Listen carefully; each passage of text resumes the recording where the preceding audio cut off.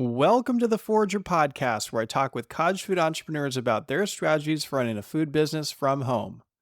I'm David Crable, and today I am talking with Chris Martin. But first, I want to talk about your cottage food business website. I recently researched all of the free website builders out there, and I found that the best one for cottage food businesses is Square Online. So I created a brand new free tutorial that walks you through the steps you need to take to build a nice and powerful e-commerce website for your cottage food business for free. You might be thinking, what's the catch? There isn't one. Square Online is a really incredible tool that I personally use for my own business. And I'm constantly amazed that cottage food entrepreneurs still use other website builders like Wix, Squarespace, and GoDaddy.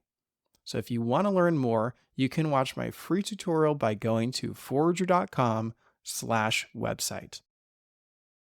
All right, so I have Chris Martin on the show today. She lives in Charlottesville, Virginia, and sells Latin American baked goods with her cottage food business, Bakernobakery. Chris has been selling baked goods since she was in high school, which led her to culinary school and eventually working for some of the best chefs in the country. While working at a high-end hotel and restaurant, she started selling her own French pastries on the side just for fun, and they eventually became so popular that she quit her career in fine dining to focus solely on her cottage food bakery. But a couple years later, when her business was booming, she completely pivoted to selling Latin American baked goods instead. In many ways, she had to start over, but after only a year or two, she was able to rebuild her business back to the same level as before. In this episode, Chris shares how she used grants to raise money for her bakery, how she built a dream kitchen in her basement, and many of the ups and downs in her business journey. And with that, let's jump right into this episode. Welcome to the show, Chris. Nice to have you here. Hi, I'm so happy to be here. Thanks for having me. Well, Chris, can you take me way back to the beginning of your journey? How did it all get started? It all started in high school when I really started having an interest in cooking professionally. I had always grown up with food around me. My dad was the cook in the house and really loved Williams Sonoma, like the whole line of cookbooks, and Alton Brown specifically. I grew up in that generation of Food Network like kids. So it's been long brewing in me to want to cook professionally and to want to be a chef or a pastry chef in this case. What do you think inspired you to start selling way back in high school?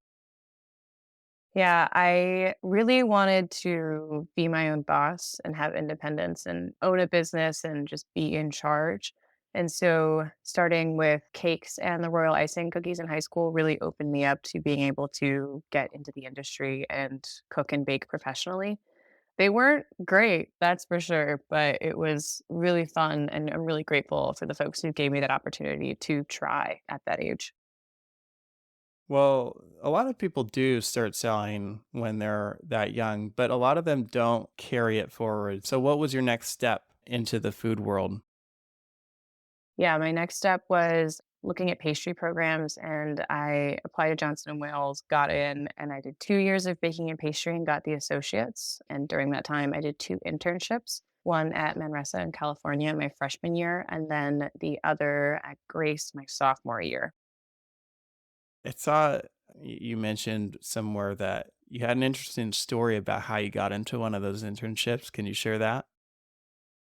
Yeah, getting into that level of restaurant was kind of mind-boggling that it even happened, and I didn't really have any cooking experience going into school. Like, I had scooped ice cream and I had made lattes, but I really hadn't, like, cooked professionally.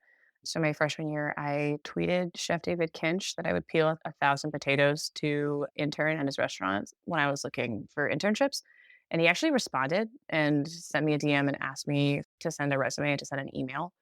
And I did, and I ended up going in and I staged, and it went well. I got an internship. It was totally bonkers because, yeah, I did have a job at a restaurant, but I was food running. Like, I had worked 1 shift, as a fry cook, and they were like, "I don't know," and I was like, "That's fine. I'll just do front of house. It's okay."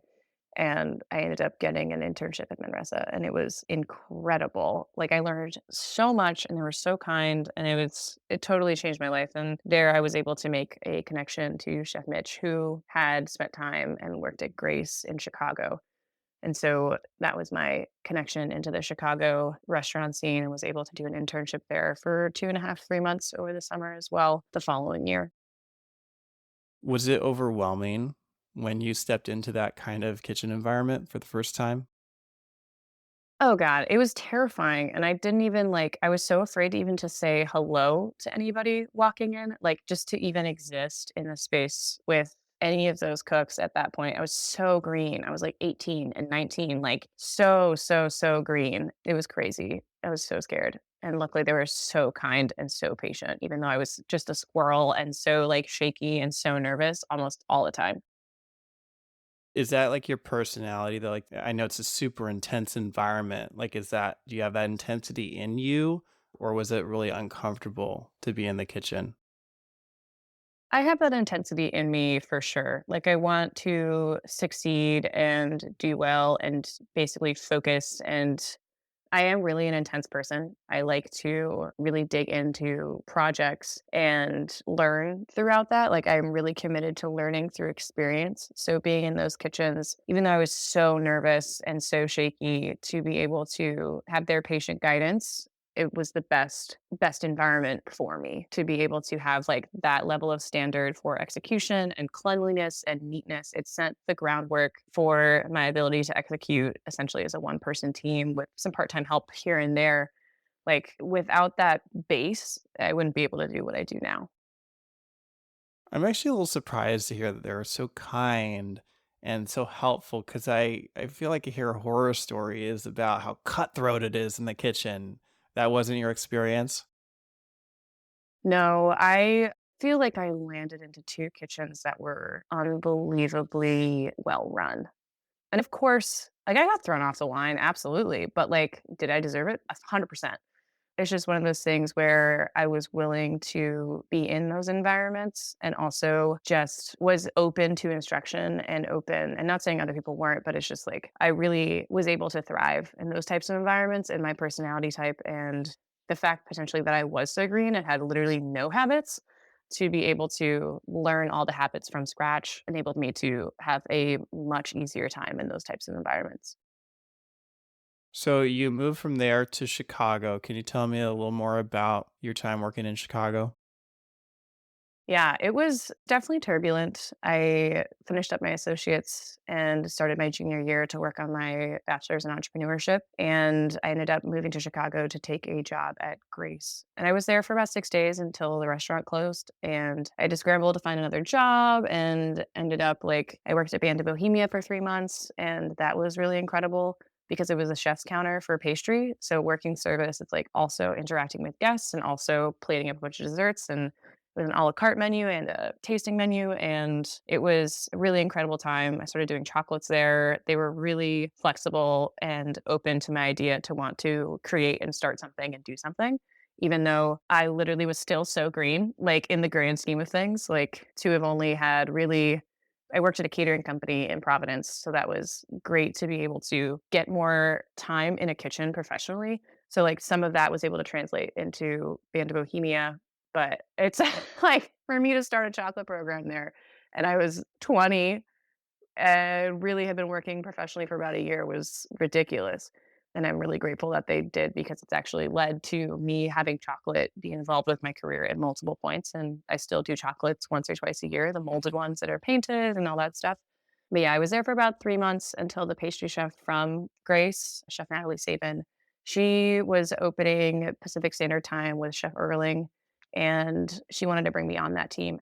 And being able to work for Natalie and really get to understand her because she was at Grace for a long time and she worked for some pretty stellar chefs before then. So to be able to be on that team with her, it was a really, really fun time to be doing. It wasn't necessarily turn and burn, but 450 covers, 480 on like a Saturday. I learned how to move and I learned how to prep and I learned how to do volume and also execute at the level that Natalie brought to the table was a phenomenal learning experience to actually I was there for a little over a year and it was awesome. No, hold on. You just glossed over a part there where you said you moved to Chicago to get a job and then 6 days later the restaurant closed. So was that just not a big deal to you at the time? It was the biggest heartbreak I've ever experienced in my life, but it's also one of those things where that storyline, as much as it impacted me as being, like, 20, just moving to a big city and, like, really being like, "This is my big break," when I went through that, when I experienced that, and even up until I was, like, 25, I was like, "Ah," like, just so zoomed in on me in that story and so angry and so upset, and it's like, there was so much more going on, and, like, I think in being an entrepreneur now and experiencing after that restaurant closed, another restaurant closed on me, and that's why I ended up leaving Chicago, but it's just like, that was so much bigger of a thing for literally so many other people in that story. Like, I had the privilege of being able to put grace on my resume, to be able to have the connections from that, to be able to get opportunities from that. And as much as I would have wished to have been able to move to Chicago and work there for as many years as I could have and learned as much and climbed the ranks and learned all the different stations and pastry, like I really come to peace with the fact that that's not my arc.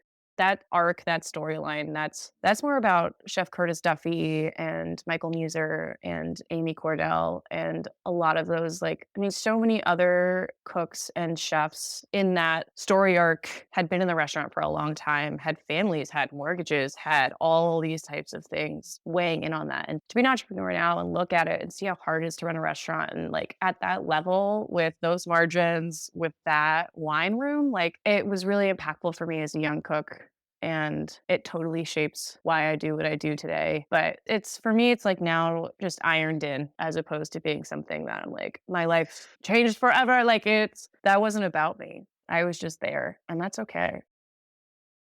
Well, I can tell you gotten over it, but it still Yeah. sounds like it was a big part of your journey. How do you feel like it's affected you as you've moved forward and into now having your own business?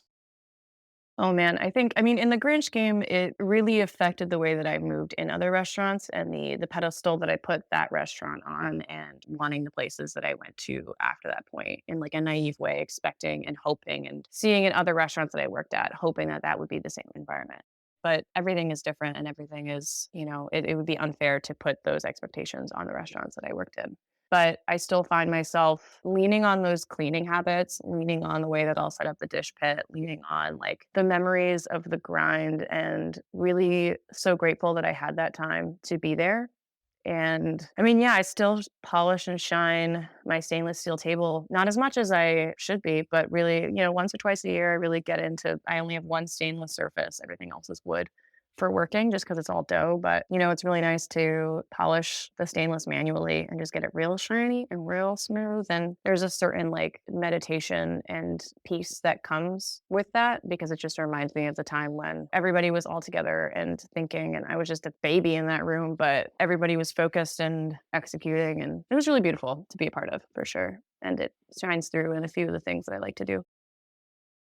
You're throwing around a lot of names of restaurants and chefs, and some people might not be familiar with those, but these are super high-end fine dining restaurants, correct?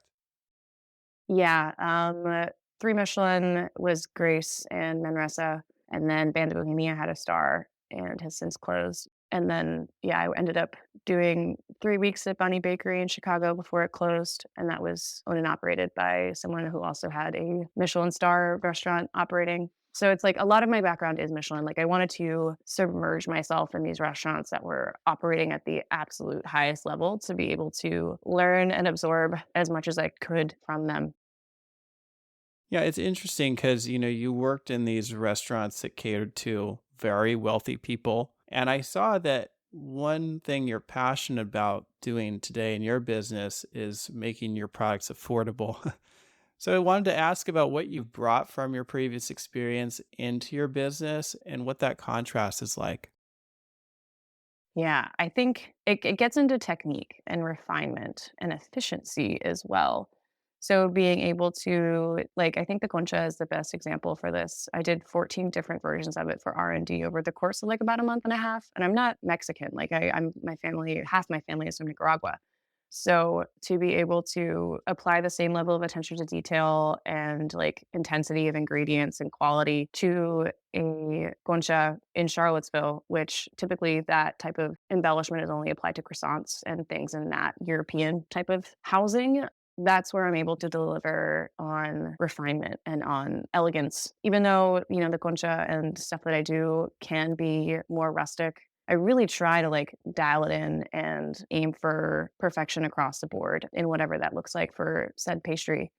And really the ingredients to be able I grow a lot of my own ingredients and all the eggs come from my backyard chickens, and it's that level of quality that I'm able to create and put in myself. Like, if I'm able to grow herbs and harvest them that day and then process them that day, and then the next day they go on a pastry or, like, on a torta, which is a Spanish flatbread of sorts. I'm able to, at a much lower price point, be able to bring a very similar level of ingredient quality without having to go through Chef's Warehouse or like I do buy from a lot of local farmers, but there's still a few days in between harvest and delivery and all that. Like I can still try to focus on those fine dining, farm to table, et cetera, values and techniques and applications, but do it in my own way and cost it all out on my end to be able to still offer people like a $2 cookie and also be able to like I've been getting a little bit more since I'm not doing the farmers market anymore, focusing on pop-ups and pre-orders to be able to offer something like a $7 media luna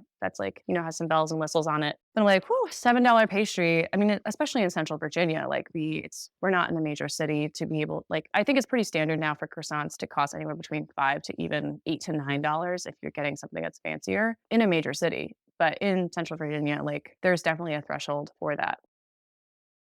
So you had all this work experience in Chicago and then in Rhode Island. Where does your story go from there? From Chicago, I ended up moving back to the Bay Area, hoping to just reset, kind of dig into some work. And I was lurking on a restaurant opening that was going to happen in LA. And I really wanted to work under one of my very most excellent and good friends from school. So I was like, okay, I'll camp out. I'll hang out in San Francisco for a little bit. I'll find some things to do and fill the time. And coming off of like, two restaurant closed in Chicago and kind of like going through the ringer of it all, I was like, I want to grind. So I did 1 day a week just interning, staging at Manresa Bread, and then 5 days a week at Murad on their pastry prep team. So I was working an AM shift.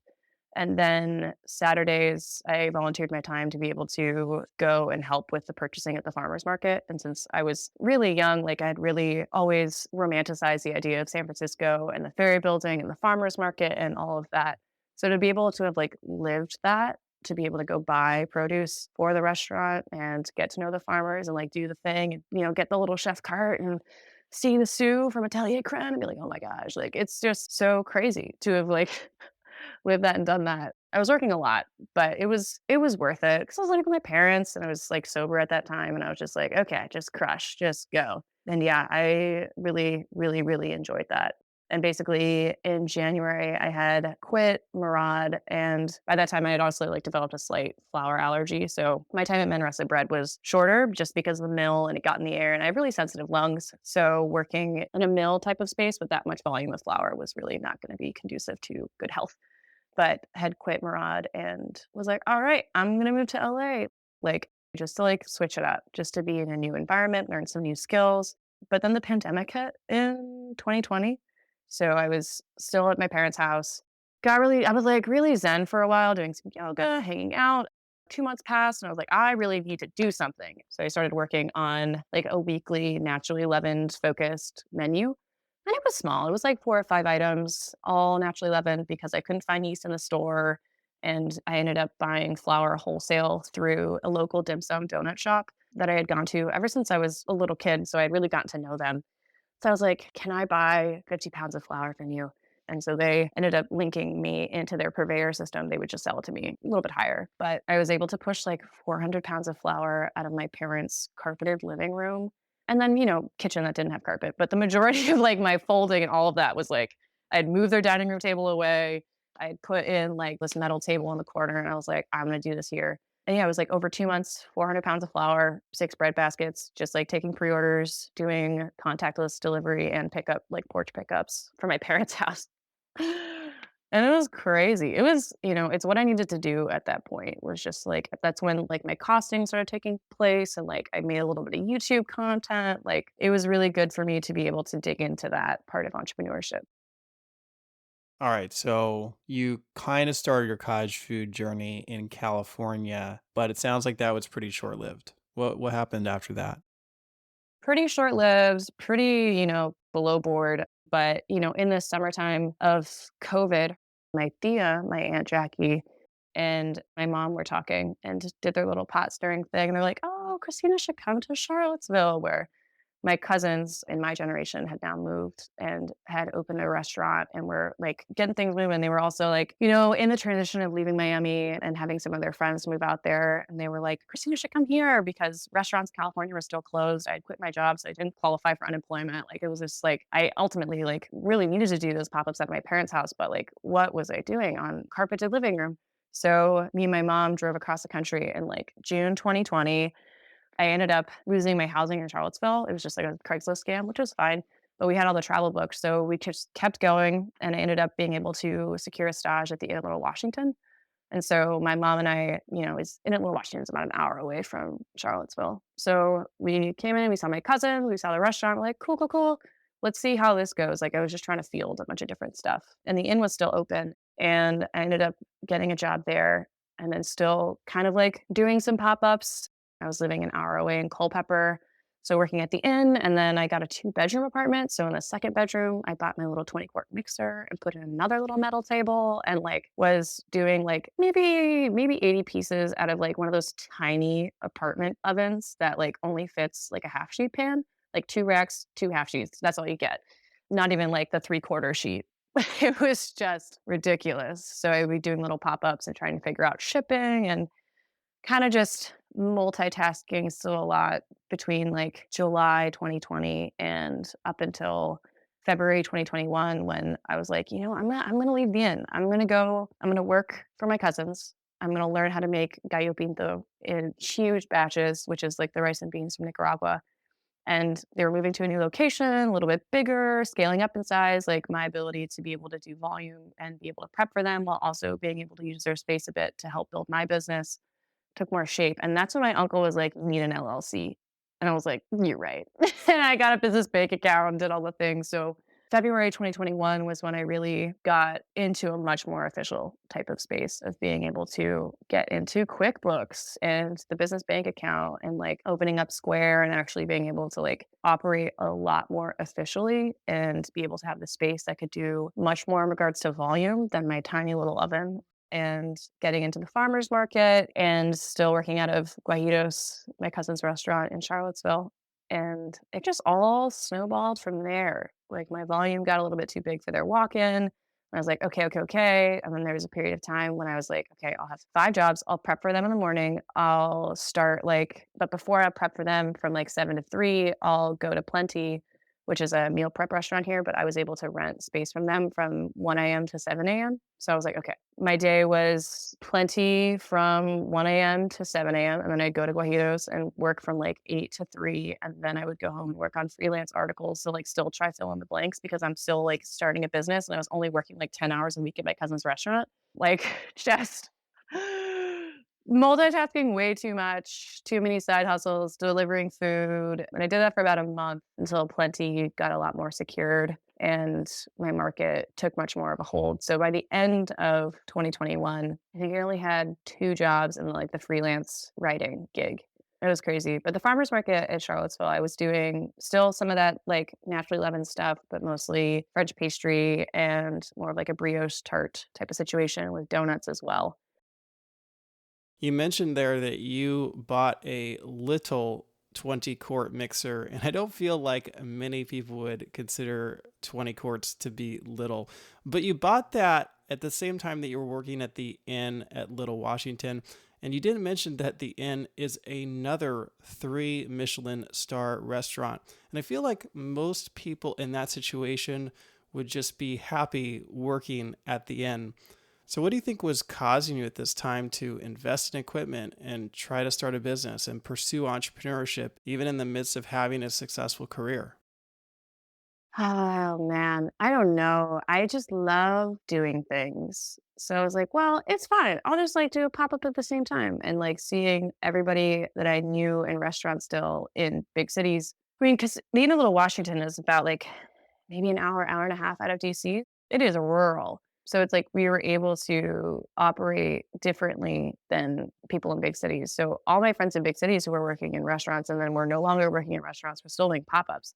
And I was like, well, I still want to do pop-ups. I'm just going to work too. It's more of like a workaholism type of situation as opposed to a like a discontentment situation. And those products did really well in the market space in Charlottesville. So it was really good to be able to build that stability, at least like income wise, to be able to buy and continue to scale and continue to grow until I bought a house here and put a bakery in the basement. And it's been just equipment hoarding since then, fridges and a sheeter and applying for grants and getting funding and like 60 quart mixer. And now I have a full speed rack size proofer, sort of. It's the chickens and the garden and all of that, like, plenty housed me for about 6 months because I knew I was like, "Okay, I have to be here, and then I've gotta, like, figure out something solid." And opening a brick and mortar, I had some money in savings from living with my parents, and I was like, "I don't know how to do a brick and mortar with the way that the world works now." It's insane to me personally, like, for people who are able to pull that off and, like, make it happen, it's so beyond wild to me to be able to get it all together and open to the public and manage the staff and do all those things. I was like, I need to be able to invest and put my money into, like, a roof over my head. So I was like, priority number 1, place to live. Priority number 2, that place needs to have enough space in the electrical panel to be able to host, like, all the equipment that I need to be able to do. And I cannot believe the house that I was able to get. Like, it's just such a privilege and such I'm so incredibly grateful to be able to have this space and this stability, especially right now, to be able to have a place to live and have a place to do business and be able to scale up and scale down as, like, the market, like, the general market, not the farmer's market, demands of my more niche Latin pastries now. And, like, I'm just so grateful, like, to be able to live. It's crazy. So, Virginia actually has a couple cottage food laws. They have sort of their basic law, and then they have their like home food processing law. Are you falling under, I assume, like the home food processing law, or you actually like got your kitchen inspected as a commercial kitchen?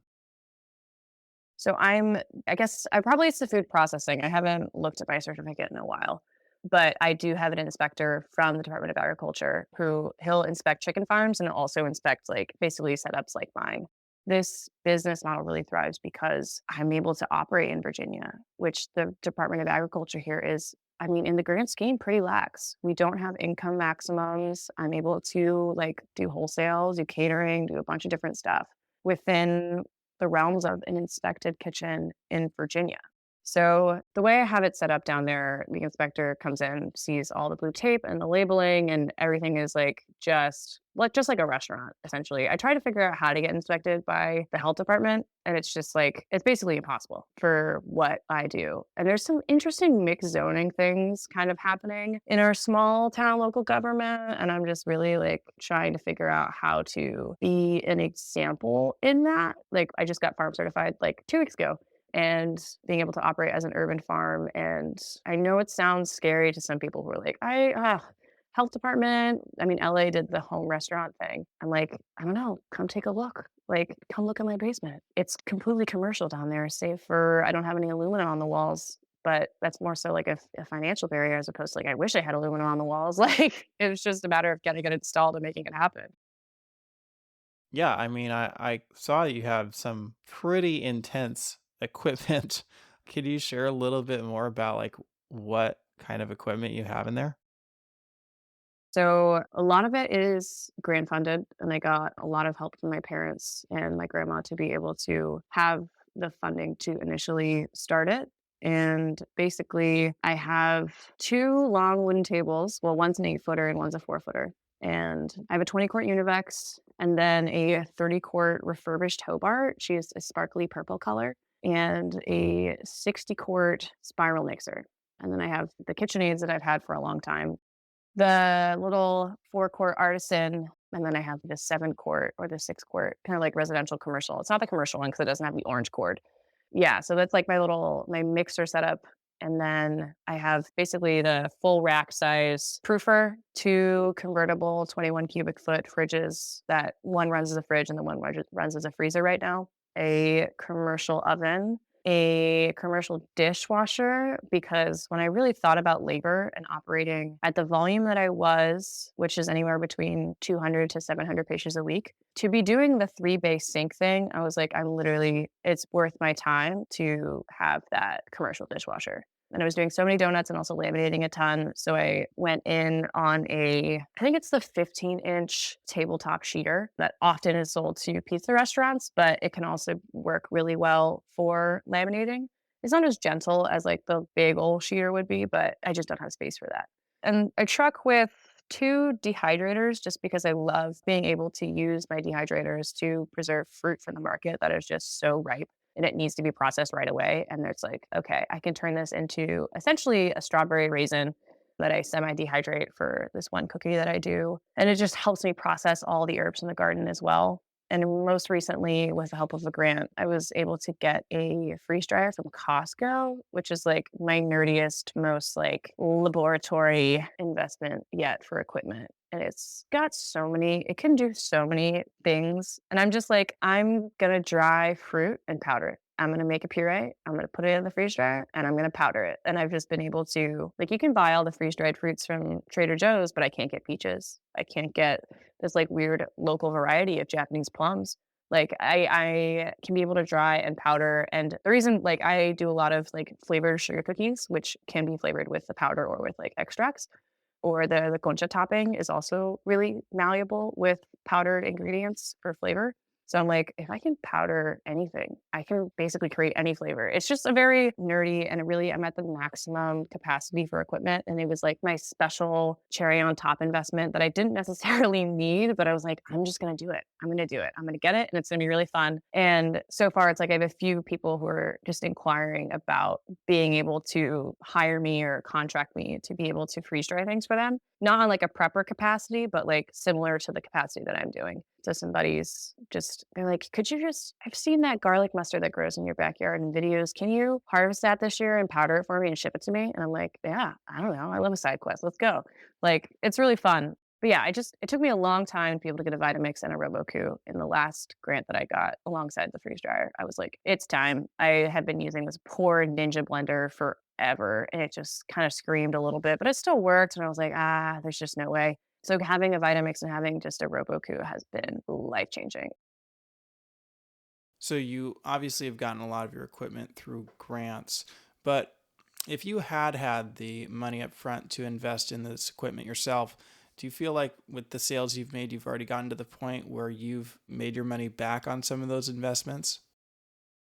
Yeah, I basically used French donuts and pastry to break even on investments in my first year of like the sheeter and the dishwasher and like all those types of things. Like on the P&Ls, like I need to be able to make that amount. And it worked because I sold donuts. Like donuts really made this whole thing happen of I think I had a true cooler that died, but it was a true cooler, it was a 20-quart mixer, it was my 2 little KitchenAids, the dishwasher, and the sheeter.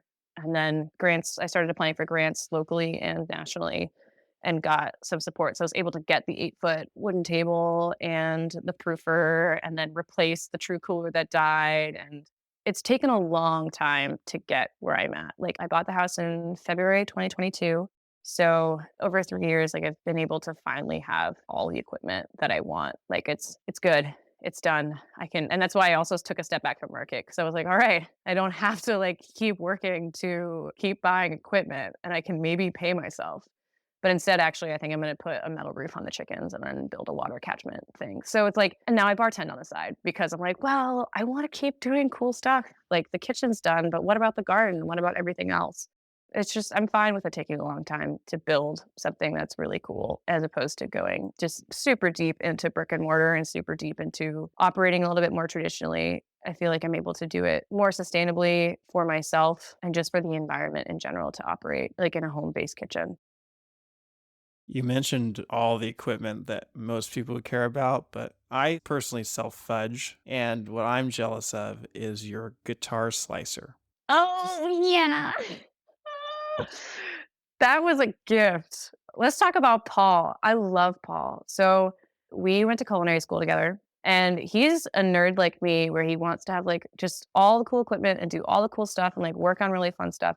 And he got this guitar and he was like, I really don't need this. Do you want this guitar? And I was like, I please, I'll anything for the guitar. And he's actually been one of my biggest supporters over the years, even when I was cooking through the closures and everything. Like he's really kept up with it all. And the guitar is a gift from Paul. He's the best. So you used grants to fund a lot of this equipment. Can you share a little more about what you did to get a grant? When I started, I kept records of everything in Google based in like a file folders and everything. I just kept everything when I started my business. All the certificates, all the articles of everything, like kept all of it. And I luckily am a pretty solid writer. So people would send me grants from the local SBDC or United Way or like the NGLCC, which is the National Gay and Lesbian Chamber of Commerce, the business gays, as I refer to them. They are amazing and incredibly supportive. And through them and United Way and CIC, which is like a local collaborative that supports small business and entrepreneurship. And also the Chamber of Commerce here in Charlottesville has a BIPOC wing of it. I've been really lucky to apply and take all those. Basically, it's like you have to submit so much paperwork and you have to write essays. So it's like if you keep records of all the essays and you keep records of all the paperwork, and it's just a matter of plugging it in and making sure that your writing is good enough and also under the word limit, which is mistakes that I've made in the past in applying to grants. Too many words. And that's, swing and you miss. Like it's okay. Yeah, it takes time to like really watch them. And right now, like I was really looking at this grant for urban farming in Virginia through like Virginia State universities. And I mean, it currently, I think right now, I think it doesn't exist. And they did it last year and they're going to do it again this year. And I was going to use it to fund my chicken roof water catchment situation. But the private grants are still around. I think I want to keep my eyes open for the one from Siete Foods where they support Hispanic entrepreneurs in the US and see, but it's like now the focus is on the farming and I actually really have to get much better at farming. Like I'm a good gardener right now, but I think getting into much more cultivation and eliminating of all the invasives on the property and the edge of the property. Like my house on two sides borders city land full of walnuts and tree of heaven. So it's like having to navigate that, the invasive vines, the kudzu, the wine, like there's like wineberry vines. It's a whole journey. So it's like applying to grants is a really amazing way to get funding. And it's also like you have to look at each grant and see what they want from applicants and be able to see if your business actually does fit that or think about a new project that your business could do that you wanted to add on if you want to open another can of worms for your business. For me, it's like the farm is the next step now that I have like the urban farm. We're not getting super crazy, but a little crazy. It's a journey. It's just documentation and keeping evidence of all the essays because you can rework and reuse essays and make sure that you're not like doing more work. Because I feel like in running a cottage food business, I'm working all the time mixing dough and doing all these things. And yeah, the grants just take a while. But if you have the infrastructure and the back end on it and the record keeping, you'll be able to apply a lot more smoothly. Well, it takes a lot to just run a food business, but then on top of it, you've got the farm, you've got the garden, you've got the chickens. And I know those help, with the food business, but they still take a lot of time. What drives you to run a farm in addition to a food business? Oh, it's just so nice to have the fresh everything. I mean, it's a way to cut cost if I'm not paying myself. But I have to that's the next step is really being able to figure out what a reasonable hourly rate or like salary would be to build into the cost of the ingredients that I get from the garden and the cost from the chickens. Like the eggs I've just kept like in my costing recipes are still like whatever I was buying for 15 dozen eggs from like 2 years ago. Like I've just kept it there because it breaks down differently. That's like I just have to figure out what that value is. But currently it's like the way I'm able to, it's just my time that I'm investing, which does have value for sure. Do I know what it is? Not really right now, but that's okay. Like it's all building and growing and compounding. And it's just worth it to be able to work with such fresh things. the herbs and to see it grow. And it's so beautiful. And like a quarter of my revenue is tres leches cakes, which I do like 2 or 3 layers with the cake and the caramelized honey buttercream and jam that I make from fruits from farmers in the peak of all the seasons. And so you get those layers, but really, like my skill set in cake decorating is not all the details and the piping, all those things. It's like I'm able to grow a ton of edible flowers and use the cake as my base for more of a floral arrangement and like to do some abstract piping and fun stuff. Like to have to purchase all the florals to be able to do something like that from local farms, it would be extremely cost prohibitive for myself and anybody to purchase them. They would just be so much more expensive. But it's like if I grow it myself, like I can charge less than having to buy an artisanal, locally organic food grade bouquet at probably $15 to $20 a pop to decorate a cake. Like I've just got the zinnias outside and any of the spare zinnias or pansies, violas, borage, all that type of stuff, nasturtium. I'm able to use it at like I harvest it in the morning and I put it on the cake 6 hours later. And I send the little people away with like little packages. If their cake is for the next day, it's like I use like more demo flowers because I know they're going to wilt in the fridge overnight. And I give them a little box or a deli container with flowers to put in the fridge so that they can replace them. So they have fresh flowers. But it's like, it's only because I grow them and I see them and like, I think sometimes I think about how like a 50 count of pansies, if you're buying it from a purveyor, is probably gonna be like 15, $20, maybe even more. Like it just gets really expensive for floral because of refrigeration involved and like all that. But I'm like, I'm not growing with pesticides. It's all food grade. I can sell my extras to restaurants to like make money back. But I wanna have make beautiful things, and I wanna work with beautiful ingredients, and to be able to keep that affordable for people who enable me to make beautiful things with beautiful ingredients, it involves growing it myself, and it just takes that time and takes that energy to be able to do it, but it's worth it. Well, given that everything that you grow is organic and you have truly free range eggs and you're using these items in your products, do you charge a premium for that?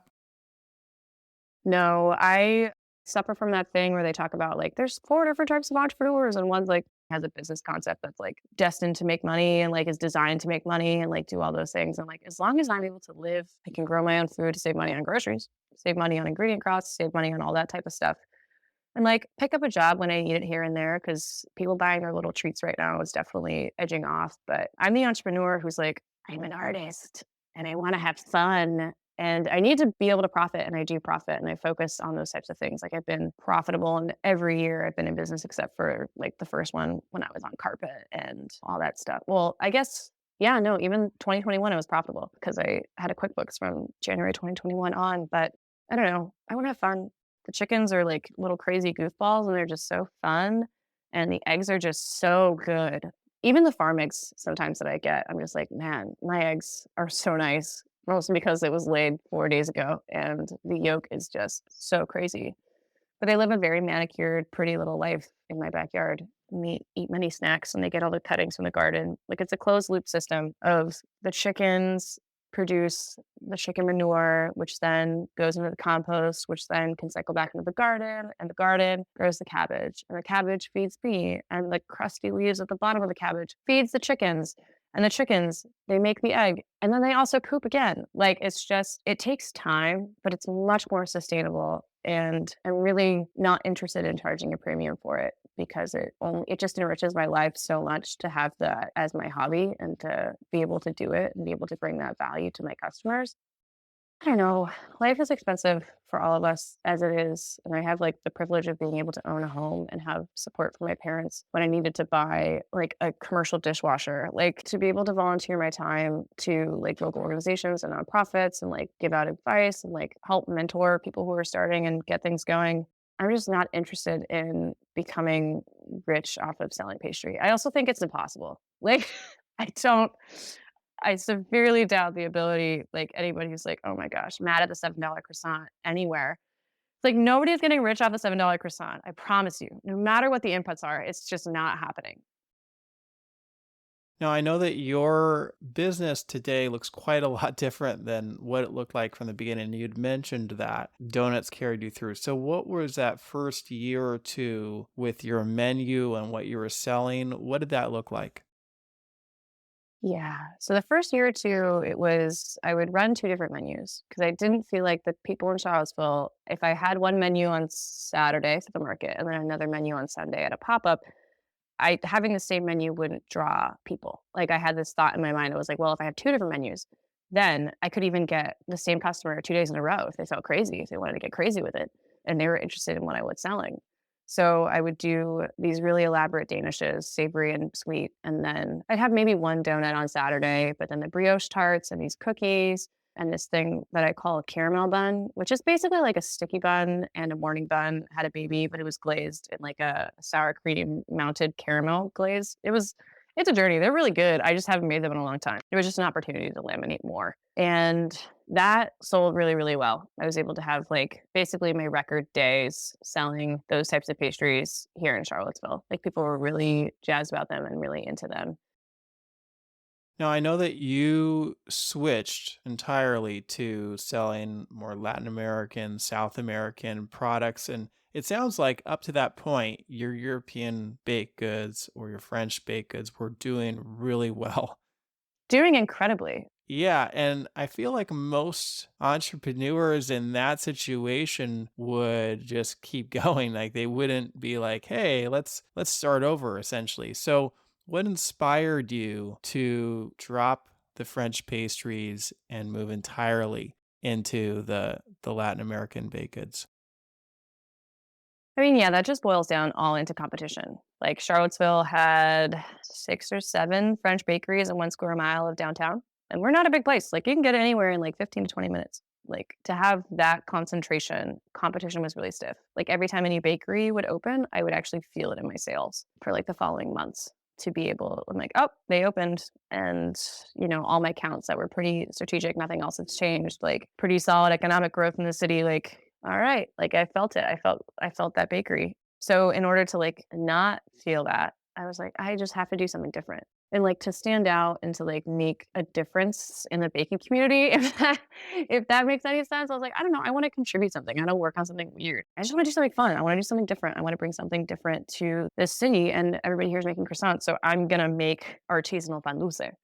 And it really opened up a huge can of worms in regards to like really digging into my Nicaraguan heritage and that side of the family and like really beginning to appreciate how delightful baking Latin baked goods can be and how much fun I could have with it by incorporating like my own fine dining European like career background and being able to layer that into basically conchas and the quesadilla, which is like a Salvadoran breakfast cake and like all these different types of things, like just focusing on Latino America. And what I'm doing is not new at all. Like it's in these big cities in Central America, like there are insane people, insanely talented people doing insanely cool things. And I'm just excited to be a little part of that and be able to like I'm not fluent in Spanish, but doing this has totally pushed me to continue to actually learn Spanish after years of being like, no, I'm gonna get fluent, I'm gonna get fluent, I'm gonna do it. And it's like I grew up like I was little and I was fluent and like could speak it and then I lost it as I got older. And so it's really, I don't know, it's more of a personal project. It's not as profitable as I wish it could be. Like it took me 2 whole years to hit my same sales record from European pastry when I was like fresh and new in Charlottesville and nobody really knew who I was, but like the product on the table was like, "Oh yeah, I know what that is. Like I can do that." It took a lot more education and a lot more like honestly struggle to be able to sell Charlottesville and educate Charlottesville on the type of pastries that I was making. And I mean, you go to the conchas at the pan dulce like racks in the Latin markets here, and like our price points are entirely different because I'm using local flour and the backyard eggs and like those types of things in line with more of the Europeans like price points, but selling something that is only valued at like $1 to $1.50 really to like Latino Hispanic people. So it's like it was weird. It's still strange to find and be able to sell and be able to educate what I do. And luckily, like I've really been able to find some footing here in Charlottesville and people who really are excited about what I'm creating and excited about what I'm doing. So obviously, one of the most notable things about Charlottesville is that it's a college town. You know, you've got UVA, the University of Virginia there. So does that affect your business in any way? Like, do you get orders from students there? Yeah, I'm able to do catering to the university, which definitely has a different demographic than the broader unit of Charlottesville. Like all the Spanish school really supports me. The LGBT groups on campus support me, and a lot of the like the Latina college undergrad groups and graduate groups, the lawyers, the architects. I get really fun orders, and it's really, really, really incredible to be able to bring them pan dulce that like it's still warm a lot of the time, like, and be like, aha, especially when they're in a town where sometimes pan dulce is coming from Baltimore, coming from Richmond. It sat on a little bakery rack for like 2 or 3 days before they were able to get to the store to buy their concha. Like bring you a fresh, warm concha to your classroom, and maybe you're from Houston or you're from New York or you're from somewhere, and you're like, oh my gosh, this is so crazy to be able to have something that's nostalgic and like from home. So like the university has been a really great customer for me. I'm selling at their dining hall as well through like their little convenience store. It's just a fun different side quest, and it's consistent and it's easy to be able to prep for it. My prep lists are all built out and I know exactly what I need to do at least a week in advance usually. And it makes it really easy for me to do my bartending gig at night. And it's so like bartending is so fun on its like own little adventure. Like I miss restaurants a lot. I work alone the majority of the time. So to be able to be around people outside of my basement cave, I'm like, it's a merriment of all the things that I like to do. But shout out to you, the University of Virginia. So did you already know how to make these products from your childhood? I mean, I had a pretty strong base, and they're honestly not at all that insanely different. The concha is actually way harder than you would think it to be. I ended up so to be able to hang out with my friend Josh from college, who I was gonna end up hopefully working under and COVID, whatever.